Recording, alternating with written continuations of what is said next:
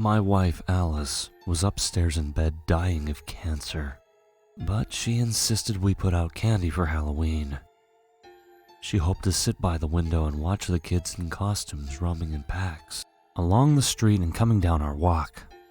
It made me nervous, her pushing herself out of bed like that, and I didn't like the distractions at the door. But anything to take her mind off things was worth it. After a few clusters of kids had come to the door, I brought tea to Alice, and sure enough, found her in the chair by the open window. The IV line running from the stand by her bed into her arm was hopefully buying us some more time. She smiled when I placed the warm mug in her hands, but kept her attention outside. We were only in our late 20s, married 4 years, and the last thing we expected was to have our time together cut so short. A large group of kids were just turning down our walk and the doorbell would ring in a moment. But it was the direction of my wife's attention that caught my eyes. A solitary child, or what I assumed was a child, standing across the street, watching our house from the shadow of a stately oak. Have you ever seen something mundane and otherwise normal that completely unnerves you for no apparent reason? For example, you might be driving through town, thinking about nothing in particular, when an alley you pass makes your blood run cold. No reason, just something about it. You might wonder if a terrible thing had once happened there, or perhaps, if you believe in premonitions, you might speculate that something terrible was destined to happen there at some point in the future. There's just a feeling. I got that feeling looking at the small silhouette across the street. My instinct was to close the window, coax my wife into bed, and turn off the porch light after this group of trick-or-treaters. But the doorbell pulled me away. Moments later, I was letting Darth Vader and SpongeBob SquarePants, among others, take candy bars from a plastic bowl. I put on a false smile, waved to the parents standing on the sidewalk with a flashlight, and searched the darkness across the street for that mysterious little figure.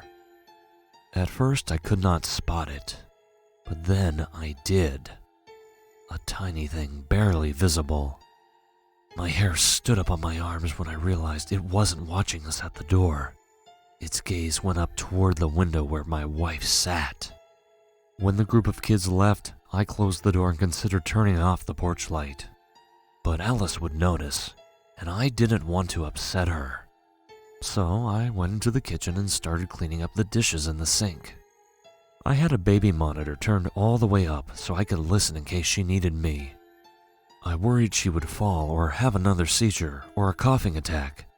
The doctors have been bugging us for a couple of weeks to move her to hospice. But I couldn't even begin to contemplate that.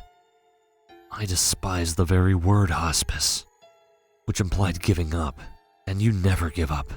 There's always a chance as long as you don't give up. Before long, the doorbell rang. I grabbed the bowl of candy bars and opened the door expecting another group. But what I saw stole my breath like a punch in the gut. Even now, I can only call it the thing. In the yellowish light of the porch, it was hard to see it clearly, like its dark flesh absorbed an unusual amount of light. Could this be a costume? Tumorous, reddish skin, a segmented body like an earthworm, tiny, shriveled hands. A swollen neck, like that part of the worm you put the hook into. A triangular head, something like that of a leech. At the end of an outstretched arm, it held a trick-or-treat bag. Great costume, I stuttered. What are you? The thing said nothing, just held the bag a little higher. Well, okay, you can pick your own. I held up the bowl, but the thing made no move. I could feel my heart racing. Did I hear something from the baby monitor? The thing peered around me, trying to see inside. All I wanted to do was back up, lock the door, and turn off the light. I chose a Baby Ruth bar, threw it into the thing's bag, and slammed the door. Before I could remember to shut off the porch light, I heard Alice shouting for me from the 3 speakers I had set up in the living room, kitchen, and bathroom. I ran upstairs. Sure enough, she had fallen and lay beside the bed in pain. The IV needle had ripped out and blood trailed down her arm, drops of it reddening the hardwood floor. I picked her up. She weighed nothing now, and gently placed her in the bed. All she could mumble was, I'm sorry. She was always worried about being a burden. I told her it was okay, of course, while covering her bruised legs quickly with the sheets. I used a red towel. The hospice people recommended red towels to soak up the blood on her arm. She had been pricked by needles so many times that her arm looked like a battlefield. It took me about 15 minutes to get her settled. I took her pulse, pulled the comforter up to her chin, and sat holding her hand. The nurse would be here tomorrow morning and would fix her IV line. Then, the doorbell rang again. Shoot, I should have hit the porch light. I'm okay, Alice insisted. Go take care of it. They'll go away, I said. Please, I like knowing kids are coming to the house. I would do anything to make her happy, and this was, for some reason, important to her. I ran down when it rang a second time, but when I opened the door, once again, the thing stood there. I stared open-mouthed. It held the plastic Halloween bag out. The only object inside was the baby Ruth from me. I felt my blood rising with anger. I wanted to chase it off, but I didn't want Alice to hear me. I felt unnerved, afraid even. Was I going crazy? This had to be just some kid in a really awesome costume. It tried to peer around me into the house. You've already been here, I told it. But the thing only held the bag more forward. I reached in for a Snickers and slammed it into the bag. Now that's it, I raised my voice.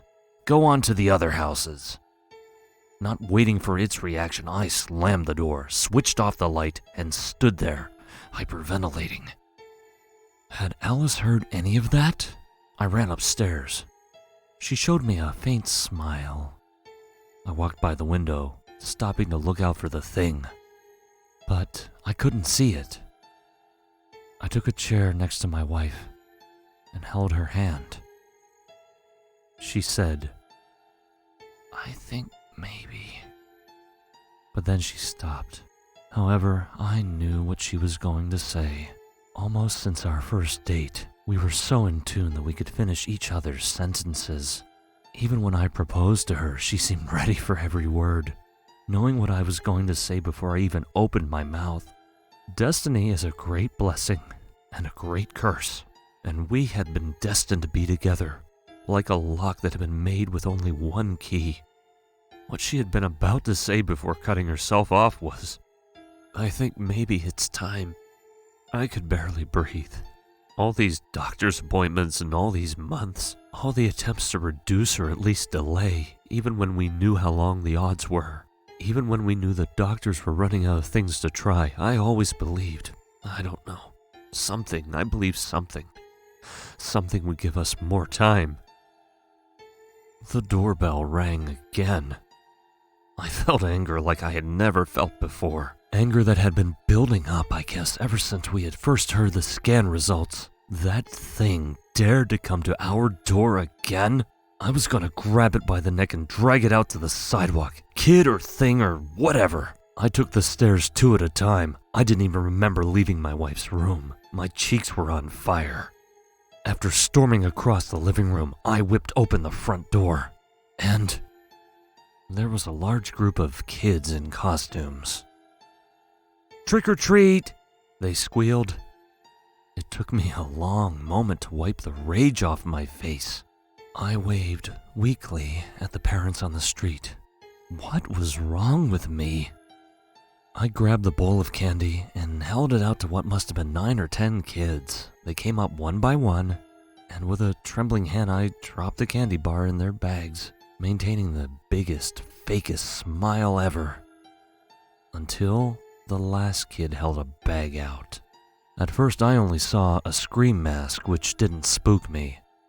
But my eyes moved down the black cape until I saw those reddish-black, tumorous arms, those gnarled half-sized hands, one of them holding the bag, a bag which seemed mostly empty.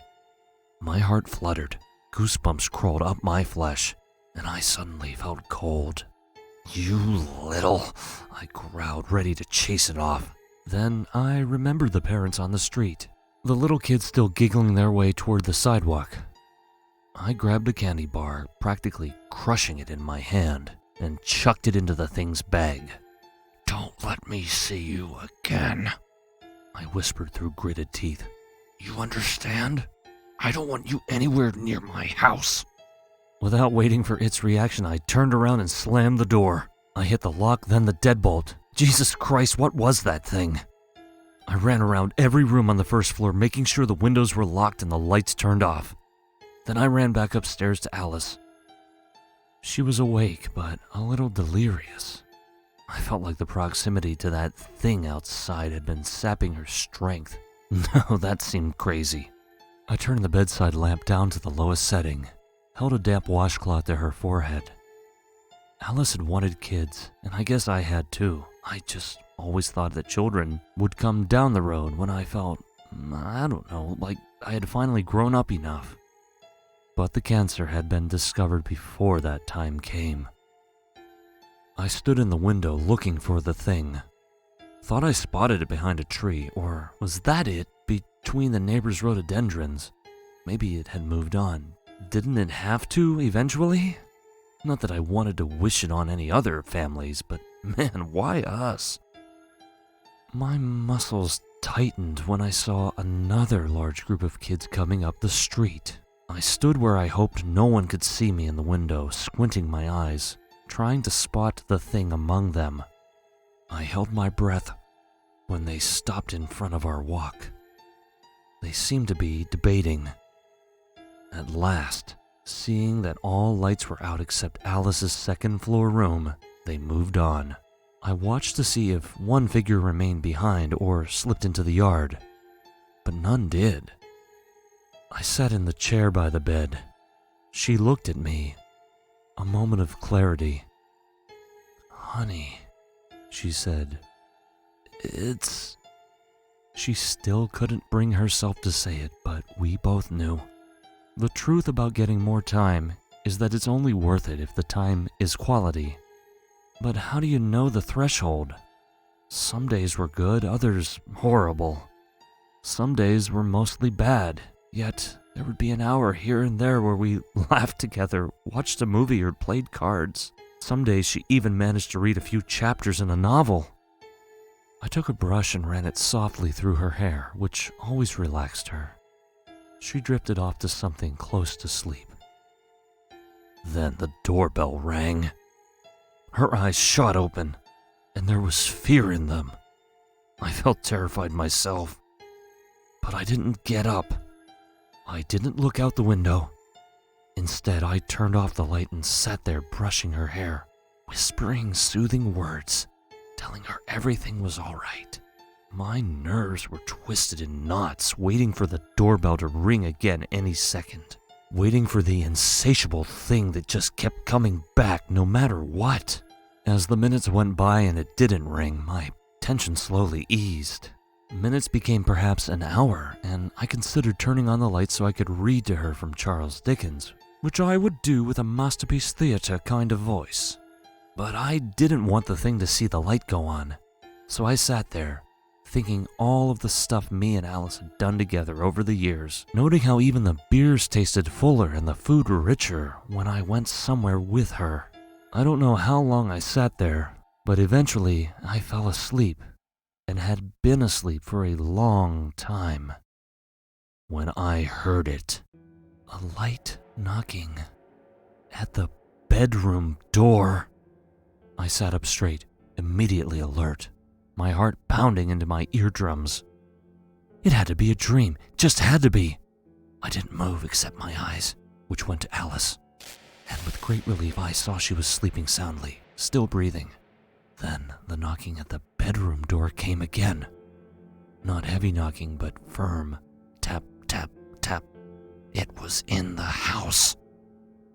I jumped to my feet, staring at the door. It was unlocked. Nothing could stop the thing just from opening it and coming inside the room. How had it gotten in the house? Panic flooded my mind.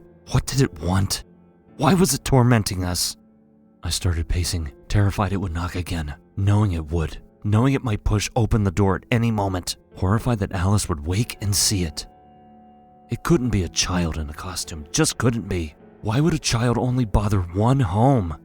It had been lurking across the street for who knows how long, then coming to our door over and over, apparently craving sugar, but only from our candy, even coming once in disguise. And had it harmed some child to get the costume? What the hell did the thing want? And then, an idea came to me. An idea so irrational that I shudder to think of it, hesitate to tell you about it even. I burst into action. The first thing I collected was the bloody red towel. Then I went to the other side of the bed where a small trash bucket stood. Fishing through it, I found dirty bandages and phlegm-filled tissues. I piled them in my arm. What else? I ran around the bed again and grabbed the brush, covered with strands of her fragile hair. Tap, tap, tap. The thing knocked again. I ran to the door, caught my breath for a second, then opened it. Sure enough, the thing stood there, no longer in the Scream costume, just a tumorous, reddish-black creature with the face of a leech, rows of tiny needle teeth visible within its mouth. It held out the bag. I stuffed the bandages and towel and brush into that bag. The thing looked down at the offering, sniffing. Then, seemingly satisfied for once, it turned away from the door. I closed it firmly, not caring where the thing went, and locked it. Alice stirred behind me. I turned on the lamp. "What was that?" she asked. "Nothing," I said. "Nothing to worry about." She reached for her water bottle and drank. I sat beside her on the mattress. "Can you read to me a while?" she asked, leaning her head on me. "All night, if you want," I replied.